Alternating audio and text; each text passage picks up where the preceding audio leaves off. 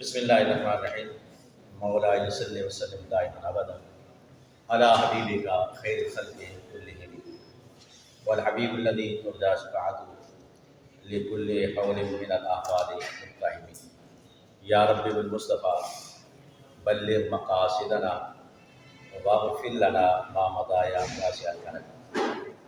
نمیر کے اندر سبق نمبر 37 ہے افعال مدح و ذم کا بیان۔ افعال مدح و ذم یہ پہلے جن کی تعداد کو بیان کریں گے اور پھر ان کا جو عمل ہے افعال مدح کا وہ بھی میں آپ کے ساتھ بیان کر دیتا ہوں۔ سب سے پہلے یہ یاد رکھنا افعال مدح و ذم اس سبق نمبر 37 میں ہے۔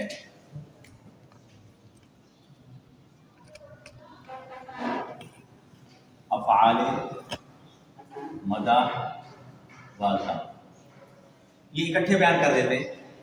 افعال مدح جو ہے یہ دو ہے، افعال مدح یہ دو ہے، اور اس کے بعد افعال ذم جو ہے وہ بھی دو ہے۔ افعال مدح میں دو کون سے ہیں؟ نعمہ اور حبذا۔ اور افعال ذم کے اندر کون سے ہیں؟ بئسا اور ساء۔ نعمہ جب ہے افعال مدح ذم اکٹھا آ جاتا ہے۔ جب کسی بچے سے پوچھتے ہیں نعمہ کون سا فعل ہے وہ کہتے ہیں افعال مدح و ذم۔ افعال مدح و ذم میں سے نہیں ہے، یہ ایک فعل ہے اور فعل مدح ہے، اس کو ذم نہیں کہتے۔ اب اسی طرح بے سا آ جائے، جب کسی بچے سے پوچھتے بے سا کون سے افعال میں سے ہے وہ کہتے ہیں افعال مدح و ذم، یعنی اس کو پھر مدح بھی کہہ دیتا ہے ذم بھی کہہ دیتا ہے۔ یہ دو فعل الگ ہیں، یہ دو فقط مدح کے لیے آتے ہیں۔ نعمہ اور حبذا یہ فقط کس کے لیے آتے ہیں؟ فقط مدح کے لیے آتے ہیں۔ یہ دو فعل جو ہیں بئسا اور سا یہ فقط ذم کے لیے آتے ہیں۔ ان افعال کے فاعل کے بعد آنے والی اسم کو مخصوص بالمدح یا مخصوص بالذم کہتے ہیں۔ مثال کے طور پر دیکھیں، نعمہ اس کا ایک فاعل ہے، نعم الرجل اچھا مرد ہے، نعمہ تعریف کے لیے آتا ہے، بہتر مرد ہے، اور وہ کون ہے؟ وہ ہے زید۔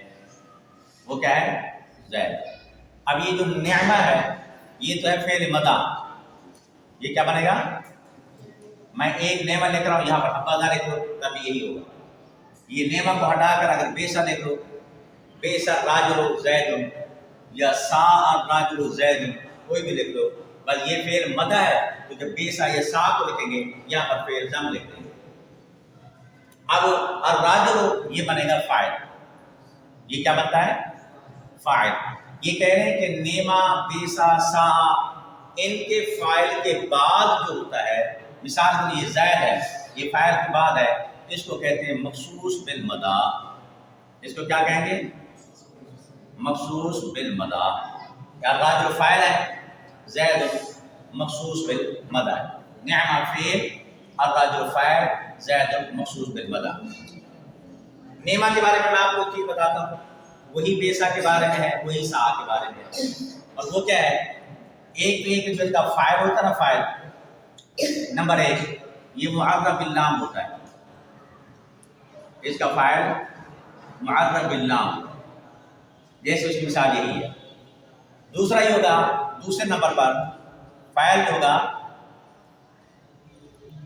معرف باللام کی طرف مضاف ہوگا، معرف باللام کی طرف مضاف ہوگا۔ جیسے اس کی مثال ہے نعمہ صاحب القوم، صاحب القوم۔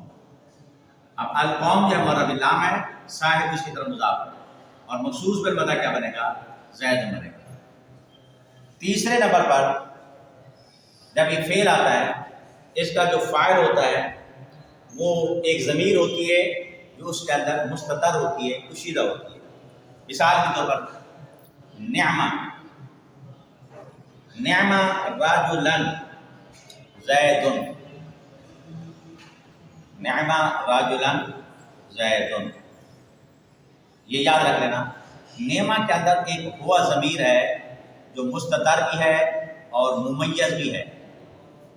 راجل جو ہے یہ اس کی تمیز ہے، ممیز اپنی تمیز سے مل کر یہ نعمہ کا فاعل بنے گا، اور فاعل کے بعد ہوتا ہے وہ مخصوص بالمدہ بنتا ہے۔ یہ تین چیزیں آپ نے پہلے سے یاد رکھنا، افعال مدہ دو ہیں، نعمہ اور حبذا، ضم جو ہے یہ بھی دو ہیں، بیسا اور سا۔ اور ایک بات یہ کہ ان کے فاعل کے بعد جو آئے گا اس کو مخصوص بالمدہ کہیں گے، شرط یہ کہ یہاں بھی فعل مدہ ہو۔ اگر یہاں پر فعل ضم ہوگا تو پھر اس کو ہم کیا کہیں گے؟ مخصوص بالضم کہیں گے۔ پھر اس کو کیا کہیں گے؟ مخصوص بالضم۔ اب اس کے فاعل کی تین صورتیں ہیں، اس کے فاعل کی تین صورتیں کون کون سی؟ اس کا فاعل یا مرہ باللام ہوگا، یا پھر دوسری صورت میں مرہ باللام کی طرف مضاف ہوگا، یا تیسری صورت یہ کہ اس کے اندر ہوا ضمیر ہوگی جو کہ مستتر ہوگی اور پوشیدہ ہوگی۔ اب دیکھیں کتاب کی طرف ذرا، میں ایک دفعہ پڑھتا ہوں، اس پہ سمجھا دیتا ہوں اس طرح کتاب کی طرف۔ افعال مدہ اور ضم کے لیے فاعل کے لیے شرط، افعال مدہ و ضم کے فاعل کے لیے شرط یہ وہ یا تو معدہ باللام ہو جیسے نعم الراجل زید، یا معرب باللام کی طرف مضاف ہو جیسے نعم صاحب القوم زید، یا فاعل ایسی ضمیر مستتر ہو جس کی تمیز نکرہ منصوبہ سے لائی گئی ہو جیسے نعم راجلا زید۔ اس میں نعمہ کا فاعل ہوا ضمیر ہے جو اس میں پوشیدہ ہے، اور راجل اس کی تمیز ہونے کی وجہ سے منصوب ہے کیونکہ ہوا ضمیر مستتر ہے۔ ہاں حبذا جو ہے وہ تھوڑا الگ ہے، حبذا زید میں حبہ فعل مدہ، زا اس کا فاعل ہے، اور زید جو ہے یہ مخصوص بالمدہ ہے۔ اسی طرح بیس الراجل زید اور شاء الراجل زید۔ تو آپ نے جو یاد کرنا ہے اس کے اندر وہ یہ کہ افعال مدہ کل کتنے ہیں؟ اگر پوچھا جائے افعال مدہ و ضم پھر تو ہم کہیں گے کہ 4 ہے، لیکن فقط افعال مدہ کے بارے میں پوچھا جائے افعال مدہ کتنے ہیں؟ 2، اور افعال ضم کتنے ہیں؟ 2۔ اب ان کے فاعل کی کتنی صورتیں ہیں؟ ان کے فاعل کی کتنی صورتیں بنے گی؟ 3۔ پہلی صورت کیا بنے گی؟ ان کا فاعل کیا ہوگا؟ معرب باللام ہوگا۔ دوسری صورت میں کیا ہوگا؟ معرب باللام کی طرف مضاف ہوگا۔ اور تیسری صورت میں کیا ہوگا؟ تیسری صورت میں کیا ہوگا؟ ہوا ضمیر ہوگی جو پوشیدہ ہوگی اور اس کی تمیز نکرہ منصوبہ کے ساتھ لائی گئی ہوگی۔ بات سمجھ آ گئی؟ اور دوسرا یہ کہ ان کے فاعل کے بعد جو ہوگا، ان کے فاعل کے بعد مطلب فعل مدہ اس کا فاعل ہے، اس کے فاعل کے بعد بھی اسم ہوگا، اس کو کیا کہیں گے؟ مخصوص بالمدہ کہیں گے۔ اس کو کیا کہیں گے؟